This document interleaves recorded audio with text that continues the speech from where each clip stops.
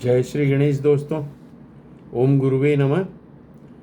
दोस्तों, Ganesha _ astro counsellor से मैं मधुकर शर्मा। आज हम देखेंगे कैसा रहने वाला है अप्रैल का महीना कर्क राशि वाले जातकों के लिए। ये चंद्र राशि पे आधारित रहने वाला है और जनरल प्रेडिक्शंस रहने वाले हैं। तो दोस्तों, आज ये देखते हैं कि कैसी रहने वाली है ग्रह स्थिति अप्रैल माह में कर्क राशि वाले जातकों के लिए। इस माह क्या है कि ज़्यादातर ग्रह मीन राशि में रहने वाले हैं और मीन राशि कर्क राशि वाले जातकों के लिए भाग्य स्थान की स्वामी होती है, नवम भाव की स्वामी नहीं होती है। इस प्रकार भाग्य भाव में आपके 5 ग्रह शुक्रदेव, बुधदेव, राहुदेव, शनिदेव और 13 अप्रैल तक सूर्यदेव भी यहीं पे रहने वाले हैं। तो कुछ अच्छे योग भी बनेंगे और कुछ खराब और गड़बड़ भी हो सकते हैं। अब बात करते हैं शुक्रदेव की, जो कि आपके 11वें भाव यानी कि लाभ भाव के स्वामी, साथ ही साथ चौथे भाव यानी सुख भाव के स्वामी होकर के भाग्य भाव में मौजूद होंगे और अपनी उच्च राशि में मीन राशि में होंगे और 13 अप्रैल को तक वक्री हैं और उसके बाद में मार्गी हो जाएंगे। बुधदेव जो कि आपके तीसरे भाव के, पराक्रम भाव के और 12वें भाव यानी कि विदेश यात्रा का भाव, व्यय भाव के आगे स्वामी होकर के और मीन राशि के अंदर यहाँ पे ये नीच राशि में अपनी होंगे और ये भी भाग्य भाव में ही होंगे।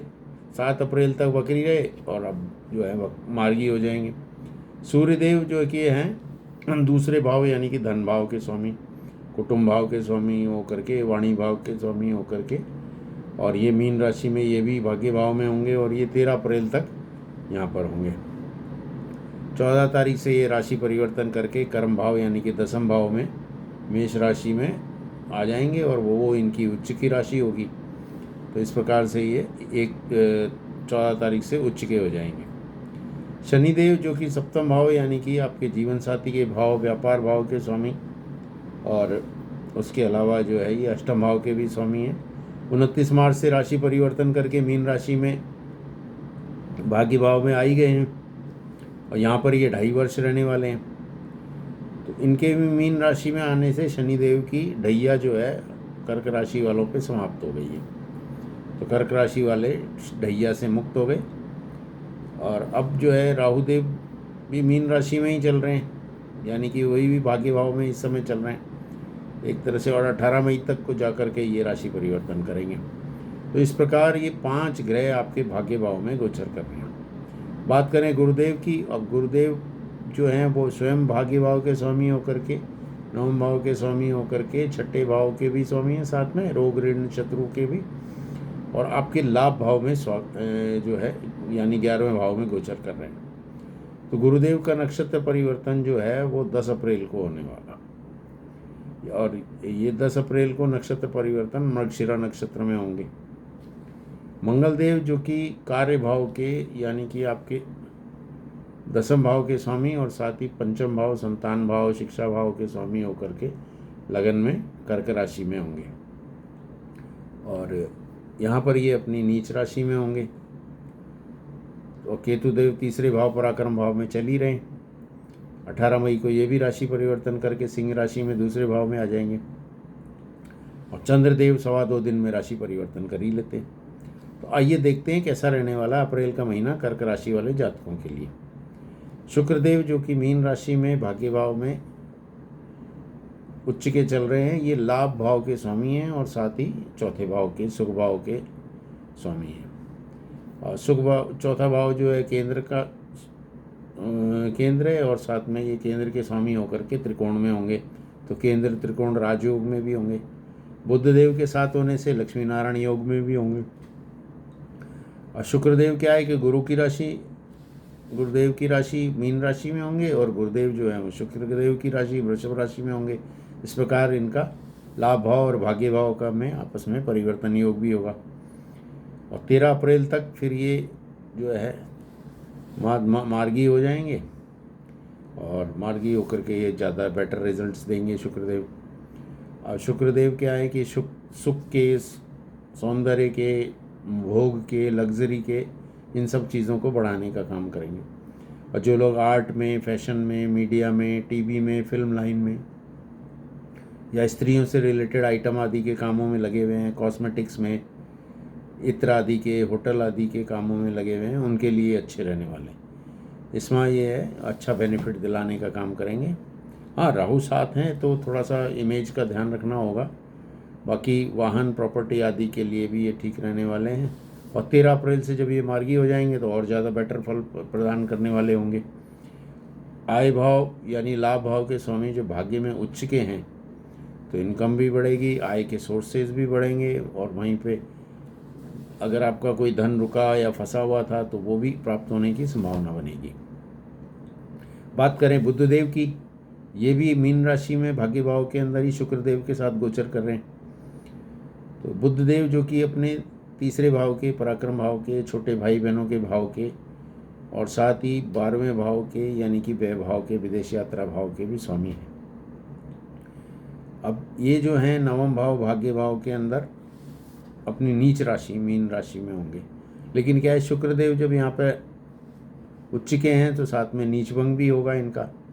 हाँ, राहुदेव साथ हैं तो थोड़ा सा जड़त्व दोष भी होगा, जिसकी वजह से थोड़ा सा भ्रम की स्थिति या निर्णय लेने में असमंजस, या थोड़ा तो इस तरह से क्या है कि थोड़ा सा संभल कर चलेंगे तो अच्छा रहेगा। थोड़ा स्किन की एलर्जी वगैरह आदि की संभावना हो सकती है इन दिनों, तो उससे थोड़ा संभल कर चलें। बाकी 7 अप्रैल से बुधदेव मार्गी होंगे तो स्थिति और बेटर होगी। बात करें सूर्यदेव की, जो कि आपके धन भाव के, द्वितीय भाव के, कुटुंब भाव के स्वामी होकर के और 14 अप्रैल तक भाग्य भाव में होंगे। 14 अप्रैल के बाद ये मेष राशि में, उच्च की राशि में आ जाएंगे अपनी। तो कर्म भाव में होंगे, दसम भाव में, और यहाँ पर ये उच्च की राशि में होकर के और 14 अप्रैल तक जो है ये राहुदेव के साथ ग्रहण दोष में भी होंगे। और साथ ही शनिदेव भी साथ हैं, जो कि इनके मित्र भी नहीं हैं। मतलब शनिदेव इनको मित्र नहीं मानते अपना। तो इस तरह से थोड़ा सा, पर ये है कि 14 के बाद में सूर्यदेव आपको ज़्यादा अच्छे फल प्रदान करने के काम करेंगे। तो जिन लोगों को भी गवर्नमेंट का काम है या एडमिनिस्ट्रेशन से कोई ज़्यादा काम है, या खुद गवर्नमेंट में काम करते हैं या एडमिनिस्ट्रेशन वगैरह में काम करते हैं, तो वो काम 14 तारीख के बाद करने से आपको ज़्यादा बेनिफिट मिलने की संभावना रहेगी। तो जॉब आदि के लिए, कैरियर आदि के लिए भी समय जो है वो 14 अप्रैल के बाद ज़्यादा ठीक रहेगा। जब ये पोजीशन जो है आपके जॉब के लिए, जॉब अपॉर्चुनिटी के लिए, या जॉब कोई चेंज करना है या प्रमोशन वगैरह के अंदर, उसके लिए ये सब बेटर, एक जब ये उच्च के हो जाएंगे, मेष राशि में आ जाएंगे, तब आपको सूर्यदेव ज़्यादा सहायता करेंगे। शनिदेव की बात करें, ये भी क्या है कि 29 मार्च से मीन राशि में आ गए और यहाँ पे ये 2.5 वर्ष रहने वाले हैं। इनके मीन राशि में आने के कारण क्या है कि आप जो कर्क राशि वाले जातक हैं उनको शनि की ढैया समाप्त हो गई है। शनिदेव अब आपके भाग्य स्थान में गोचर कर रहे हैं। अब यहाँ एक ही भाव में शनिदेव के साथ शुक्रदेव हैं, बुधदेव हैं, और 14 अप्रैल तक सूर्यदेव भी साथ में होंगे और राहुदेव तो साथ नहीं। तो शनि केंद्र के स्वामी, सप्तम भाव के स्वामी होकर के और जो है त्रिकोण में होंगे, नवम भाव में। ये अष्टम भाव के भी स्वामी हैं वैसे, और शनिदेव के साथ सूर्य हैं। और 14 अप्रैल के बाद सूर्यदेव निकल जाएंगे वहाँ से। शनिदेव के साथ शुक्रदेव भी हैं और शनिदेव के साथ राहुदेव भी हैं। तो राहुदेव के साथ होने से श्रापित योग, या जिसे पिशाच योग बोलते हैं, वो भी होगा। तो ये 18 मई के बाद में जब राहुदेव वहाँ से निकल जाएंगे तब वो भी समाप्त हो जाएगा। तो तब तक थोड़ी सी परेशानी रह सकती है, लेकिन इनके निकल जाने के बाद में शनिदेव बेटर रिजल्ट्स ज़्यादा देने का काम करेंगे। अब शनिदेव की तीसरी दृष्टि जो है वो लाभ भाव पे शुक्रदेव के घर पे होगी, और शुक्रदेव इनके मित्र हैं। साथ में लाभ भाव में गुरुदेव विराजमान है, जिनसे इनकी कोई शत्रुता नहीं है। तो लाभ के मामले में, आय के मामले में अच्छे फल देने का काम करेंगे। सप्तम भाव क्या है कि जीवन साथी का भाव, व्यापार भाव और पार्टनरशिप आदि का भाव जो है, साथ ही केंद्र भाव भी है, और उसके स्वामी जो हैं भाग्य के अंदर त्रिकोण के में रहने वाले हैं। तो शनिदेव राजयोग में भी होंगे। साथ ही उनके शुक्र जो हैं, मित्र जो हैं, वो उच्च के होंगे, साथ में होंगे। तो दाम्पत्य सुख जो है उसको ठीक करने का काम करेंगे, अच्छा दिलाने का काम करेंगे। तो जो आपके आपस में स्पाउस में आपस में रिलेशंस वगैरह हैं वो अच्छे रहने वाले हैं। और इस दौरान आपकी कोई धार्मिक यात्रा, मांगलिक यात्राएं आदि भी हो सकती हैं। बात करें राहु देव की। राहु देव क्या है कि वैसे सडन गेन्स कराने के भी काम करते हैं। और थोड़ा सा राहु देव क्या है, यहाँ पर मीन राशि के अंदर भाग्य भाव में है, गोचर कर रहे हैं। 18 मई तक क्या है कि जातक उनके बाद जाकर के ये राशि परिवर्तन करेंगे। तब तक ये यहाँ 9वें भाव में बुध देव के साथ जड़त दोष में होंगे।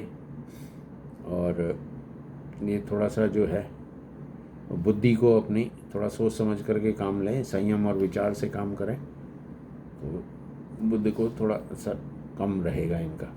फिर अगर तो राहु देव यहाँ पे क्या है, सूर्य देव के साथ ग्रहण दोष में भी होंगे, उसका निर्माण हो रहा है।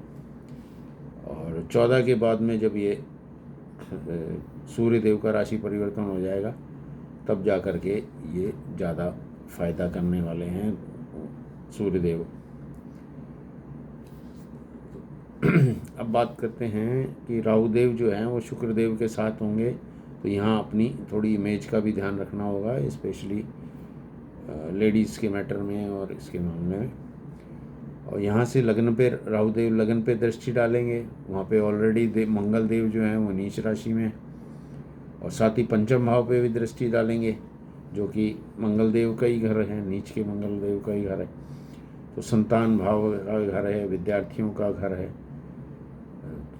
कुछ इस तरह से जो है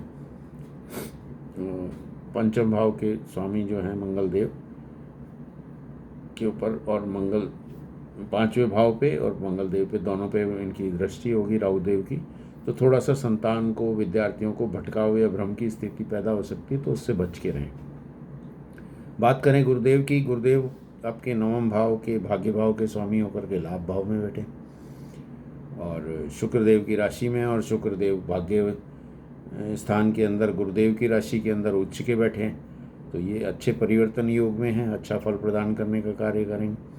अब 11वें भाव लाभ भाव में गुरुदेव का होना अच्छा ही माना गया है, ये आय बढ़ाने का काम करेंगे।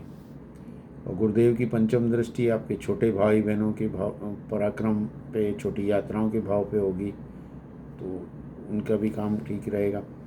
साथ ही सप्तम दृष्टि जो है पंचम भाव के ऊपर, विद्यार्थी भाव पे, संतान भाव पे रहेगी, तो उनको भी सपोर्ट करेंगे और उनको भी सहयोग देंगे। और यदि किसी प्रकार से किसी कारणवश मंगल देव के नीच के होने के कारण या उसकी वजह से थोड़ा बहुत स्थिति डामाडोल हो रही है, तो उसको संभालने का काम गुरुदेव करेंगे। अब सप्तम भाव पे भी इनकी दृष्टि रहेगी गुरुदेव की, तो दाम्पत्य जीवन के अंदर कोई रिलेशन शादी में अगर कुछ थोड़ा बहुत वो है तो उसे भी संभालने का काम करेंगे। साथ ही गुरुदेव क्या है कि 6ठे भाव के रोग रिपू ऋण के भाव के भी स्वामी हैं, तो छोटी मोटी बीमारी के अलावा कोई ज़्यादा परेशानी नहीं है। और गुरुदेव वैसे फाइनेंस का काम करने वालों के लिए, या ट्रेडिंग का काम करने वाले, या टीचिंग का काम करने वाले, और बिजनेस का करने वालों के लिए लाभ प्रदान करने का काम करने वाले हैं। बात करें मंगल देव की, ये आपके कैरियर भाव के स्वामी और पंचम भाव के स्वामी हैं, लगन में मौजूद हैं और कर्क राशि में है, तो यहाँ पर ये अपनी नीच राशि में है। तो लगन में होने के कारण और नीच राशि में होने के कारण थोड़ा चोट चपेट आदि से बचने का काम करें, कहीं कटवट लग सकता है या कुछ हो सकता है, तो उससे थोड़ा बचें। साथ ही अननेसेसरीली का गुस्सा, एग्रेशन, वाद विवाद आदि में ना पड़े, उससे बचें। और ऑफिस में बॉस आदि से कोई वाद विवाद या इस तरह की स्थिति ना कर। मंगल देव की क्या है, चौथी दृष्टि सुख भाव पे रहेगी, तो यहाँ पारिवारिक का भाव भी है ये, तो पारिवारिक सुख में थोड़ी सी कमी हो सकती है। और आपको अपने स्वयं के ऊपर, अपने ऊपर कंट्रोल रखना होगा, नियंत्रण रखना होगा। और साथ क्या है कि 14 तारीख को सूर्यदेव भी 10वें भाव में आ जाएंगे और चौथे भाव पे दृष्टि डालेंगे, तो यहाँ पे थोड़ा और एग्रेशन, या जिससे बोल सकते हैं कोई गुस्सा उस्सा इस तरह का थोड़ा डेवलप हो सकता है आपके अंदर। वो वैसे परिवार में तो सुख समृद्धि शांति रहेगी, क्योंकि शुक्रदेव उच्च में बैठे ही हैं जाके। तो बस ये है कि आपको अपने पे थोड़ा सा गुस्से आदि पे कंट्रोल रखना है। बात करें चंद्रदेव की, ये 2.25 दिन में राशि परिवर्तन कर ही लेते हैं। तो और मंगल देव के लिए जो है आप हनुमान चालीसा का पाठ कर सकते हैं। हनुमान जी की शरण आपको लाभकारी रहेगी। और साथ ही बुद्ध देव के लिए क्या है कि गणेश जी की उपासना ठीक रहेगी और गायों को चारा वारा ठीक रहेगा। कुल मिला के कर्क राशि वाले जातकों के लिए शनिदेव की ढैया समाप्त हो गई है, परंतु वर्तमान में क्या है कि मंगल देव लगन में नीच राशि में है, तो थोड़ा सा परेशानी रह सकती है कुछ दिन। और पूरा 6 जून को मंगल देव जब वो नीच राशि से निकल जाएंगे, फिर धीरे धीरे और इधर धीरे धीरे 14 अप्रैल के बाद से स्थिति सूर्यदेव के वहाँ से निकलने के बाद सुधरने लगेगी। और बाकी धन के लिए, लाभ के लिए, भाग्य के लिए और इन सब क्षेत्रों में कर्क राशि वालों के लिए अच्छा समय रहने वाला है। तो वीडियो अच्छा लगा हो तो लाइक, सब्सक्राइब और शेयर करें। साथ ही बेल आइकन दबा दें ताकि आपको नोटिफिकेशन मिलते रहें। धन्यवाद।